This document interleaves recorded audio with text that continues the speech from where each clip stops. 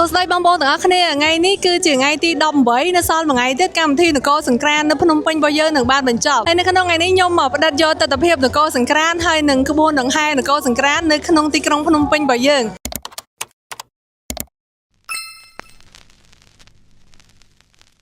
នឹងឯងបងប្អូនទាំងអស់គ្នាដំបូងឡើយខ្ញុំយកឡានហ្នឹងទៅផ្ញើទុកនៅម្ដុំចំណត private ចំណតតខ្លួនរបស់ខាងសុខាហើយបន្ទាប់មកក៏ដើរចេញពីចំណតឡានដើម្បីសម្ដៅទៅកាន់មជួរមាត់ទន្លេព្រោះដោយសារតែដឹងថានៅមជួរហ្នឹងគឺមានគេរៀបចំតុបតែងអីច្រើនអញ្ចឹងណាមុនពេលដើរទៅដល់ហ្នឹងក៏ឆ្លៀតថតទេសភាពរៀងផ្លូវហ្នឹងឲ្យបងប្អូនបានមើលពីទស្សនវិជ្ជាខ្លះឥឡូវខ្ញុំអឺតមើលឃើញមាត់ទន្លេលំអីតែមានអារម្មណ៍ថាលយមែនតែនបងព្រោះគេចាប់ផ្ដើមរៀបចំបដាហើយបងប្អូនហើយឥឡូវហ្នឹងគេកំពុងតែរៀបចំដោយសារតែឥឡូវម៉ោង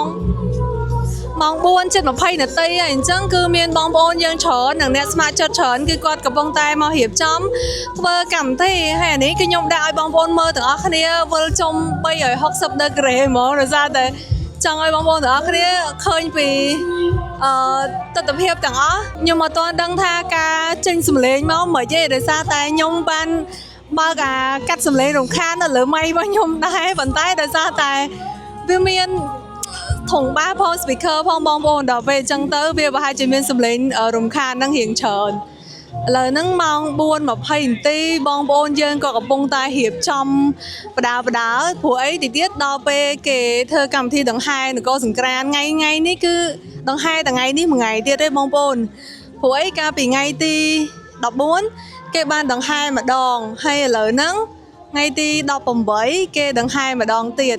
អញ្ចឹងទៅថ្ងៃនេះគឺជាថ្ងៃដង្ហែចុងក្រោយប៉ុន្តែនគរសង្ក្រាន្តអត់ទាន់បញ្ចប់ទេដោយសារតែនគរសង្ក្រាន្តនៅមួយថ្ងៃទៀតគឺ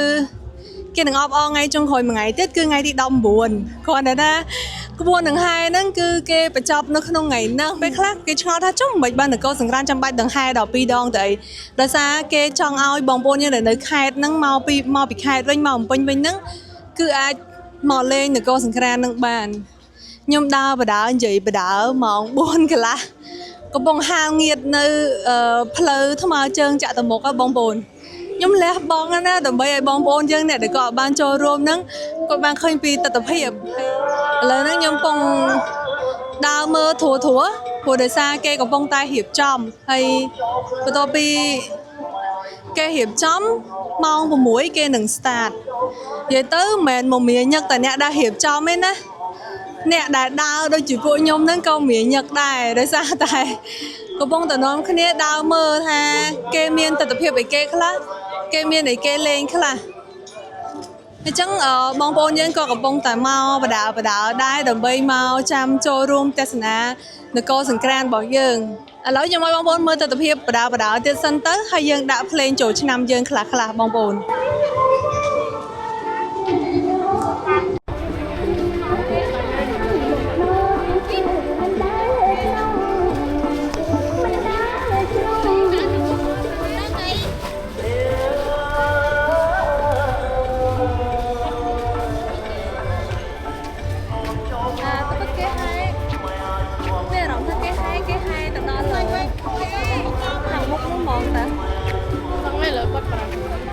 ឥឡូវមានបងប្អូនយើងក៏មកហាត់សមរបាំត្រុដិបដាហើយបងប្អូនម៉ោង4:23បងប្អូនយើងគាត់មកហាត់សមបដាហើយមិនហាត់សមទេគឺគេដើរអង្គាបច្ច័យអញ្ចឹងខ្ញុំបានចូលរួមទេខ្ញុំបានផ្តិតទស្សនវិជ្ជាឲ្យបងប្អូនយើងបានមើលថាមានទស្សនវិជ្ជាអីគេខ្លះនៅកំឡុងពេលមុនពេលដង្ហែមានក្មេងៗគាត់ឡើងសប្បាយចិត្តមែនតើបងប្អូននៅពេលឃើញបំពេញយើងឬក៏ក្នុងប្រទេសយើងរៀបចំកម្មវិធីបែបចេះវាមានអារម្មណ៍ថាវាលើកស្ទួយអ្វីដែលជាវប្បធម៌ប្រពៃណីរបស់យើងជាងការទៅបែកស្លុយខ្ញុំឃើញនគរសង្ក្រាន្តហ្នឹងគេព្យាយាមរៀបចំច្រើនណាគេព្យាយាមរៀបចំច្រើនពីអ្វីដែលជាវប្បធម៌ប្រពៃណីរបស់ខ្មែរអញ្ចឹងណាគេដាក់ចូលខ្ញុំមានបានជួយអីទេខ្ញុំបានជួយត្រឹមតែមកដើរថតវីដេអូដើម្បីឲ្យបងប្អូនបានឃើញធัวពីសកម្មភាពទោះបីយើងគេនៅផ្ទះយើងបានមកក៏យើងសប្បាយចិត្តនៅក្នុងការមើលដែរត្រូវអត់បងប្អូនដើរប្រហែលជាខ្ទង់10នាទីរៀងហត់ដែរហើយបាក់ញើសជោកឥឡូវគឺថានាងខ្ញុំសុំទៅទិញទឹកអំពៅមួយកំប៉ុងសិន จะเมื่อไงหนูก็สงกรานต์ตึงเปิดกิโลมากระป๋องหมานมองบนก็ได้อยู่แต่แมนแตนมองเอาบนnhưng một ban tay nhà cồn hao tôi mèo chỉ mới nhưng đã đẹp cồn hao tôi bị chân cả mất nhưng miên đây mà tay nhưng bó trào là vừa nhưng mà phờ phờแล้วchỉ mới nhưng tay bị chân màu mùi tiết cho mà tục lực hồi để xa lờiនេះគឺប្រហែលជាដើរចេញ vlog travel vlog trip បែបដើរលេងហ្នឹងឲ្យបងប្អូនបានមើលទេសភាពហ្នឹងច្រើនអញ្ចឹងរៀងត្រូវការជំនួយតែឥឡូវញ៉ាំសិនមួយកំប៉ុង4000 រៀល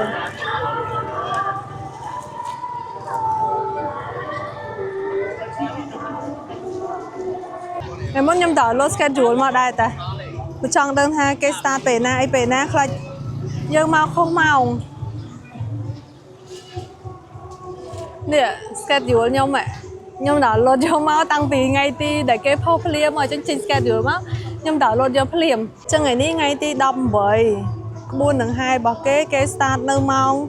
ត្រូវហើយបងប្អូនម៉ោង6គត់ហើយដង្ហែ1ម៉ោងកន្លះពេញដល់ម៉ោង7កន្លះម៉ោង7កន្លះបើគេឈប់វ៉ាវចេះថាសម្រាប់អ្នកដែលគាត់មកបក street រដងណាគាត់ប្រហែលជាស៊ាំមួយទស្សនវិជ្ជានេះខ្លះគ្រាន់ថាគេមានការរៀបចំអីថ្មីច្រើនតែបើសិនជាយើងនៅតាមខេត្តហើយយើងនៅភ្នំពេញដែរតែយើងនៅផ្ទះយើង introvert អត់ចេញក្រៅអីយើងមកខ្ញុំធានាថាគាត់ឃើញនគរសង្ក្រានណាលយម៉ែរៀបចំអីប្លែកម៉ែអែហ្មងបងប្អូនឈប់ទិញសាច់ក្រកមួយសាករសជាតិសិនបងប្អូនតំណងពេកហេវនឹងញ័រដៃបងប្អូន13500លុយខ្មែរឥឡូវចាំមើលភ្លក់រសជាតិសិននេះ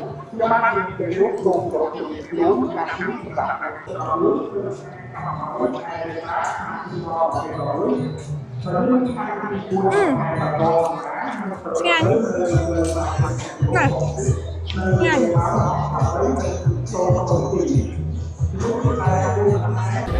មិនឆ្ងាញ់ពេកឥឡូវទិញ2ថែមបងប្អូនតាមមួយវា clear ថងចែក clear ណាបងថៃណាអូអានេះរសជាតិបងថៃមែន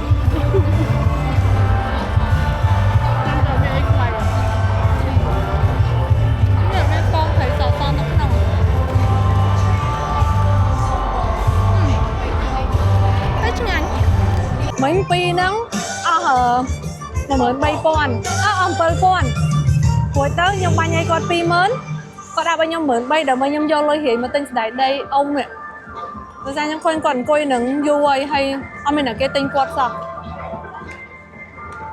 អញ្ចឹងខ្ញុំចូលមកយក2អញ្ចឹងទៅខ្ញុំចូលមកទិញគាត់ខ្លះដើម្បីហុងសុយឲ្យគាត់ដើរព្រោះតែខ្ញុំកៅឆាយធានាថាយប់ហ្នឹងគាត់ដឹងតែលក់អត់គ្មានសល់ហ្មងបងប្អូនអញ្ចឹងខ្ញុំមកទិញគាត់ដើម្បីគាត់លក់ឲ្យដាច់ឲ្យឆាប់បានទៅផ្ទះ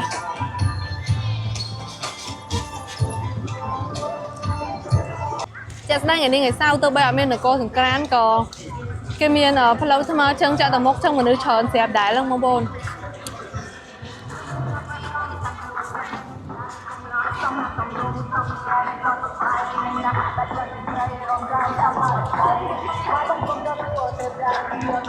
បែរគេhai bị nuông áo hay cái châu đau thầm đấy cái cắt tên gì đâu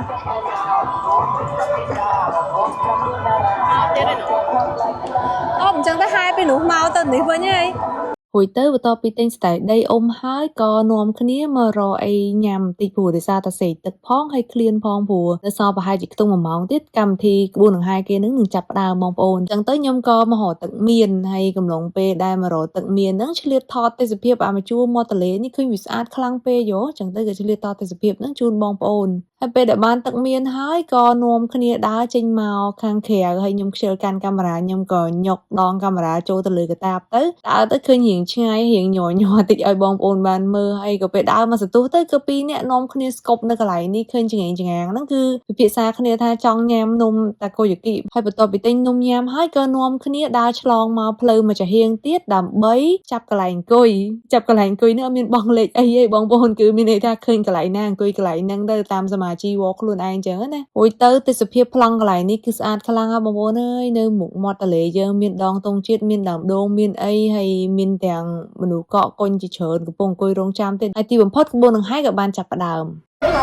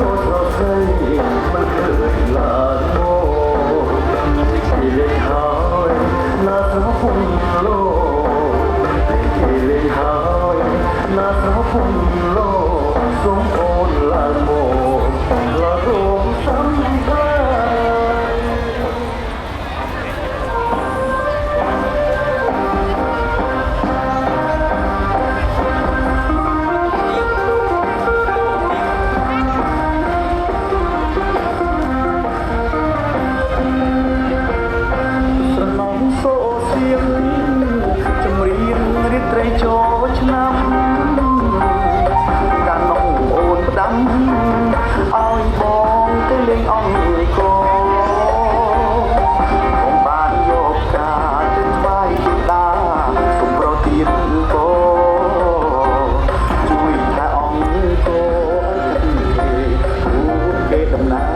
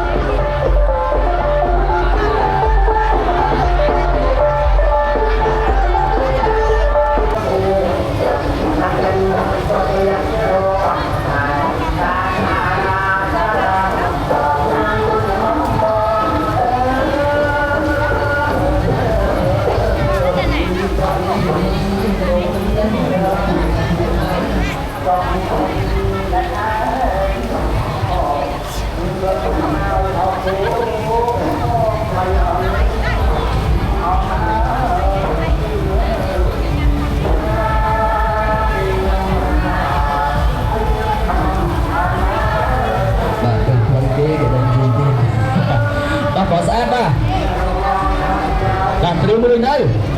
បាទ1 2 3បាយជាខ្លាំងណាស់ដល់ពេលជាក់ស្ដែងប៉ែអូខេ